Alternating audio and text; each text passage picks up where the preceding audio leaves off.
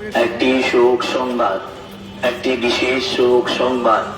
বিগত 2022 সালে 31st নাইটে আতশবাজির বিকট শব্দে শিশু মায়ের ইন্তেকাল করেছে।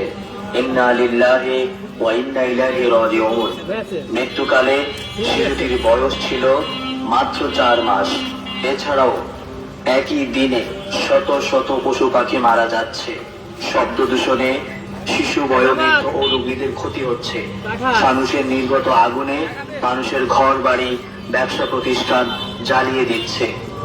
তাই 31st নাইটে আতশবাজি, ফানুস ও ডিজে পার্টি থেকে দূরে থাকুন। তাই 31st নাইটে আতশবাজি, ফানুস ও ডিজে পার্টি থেকে দূরে থাকুন। সুস্থ, সুন্দর, স্বাভাবিক পরিবেশ বজায় রাখুন। একটি শোক সংবাদ, একটি বিশেষ শোক সংবাদ।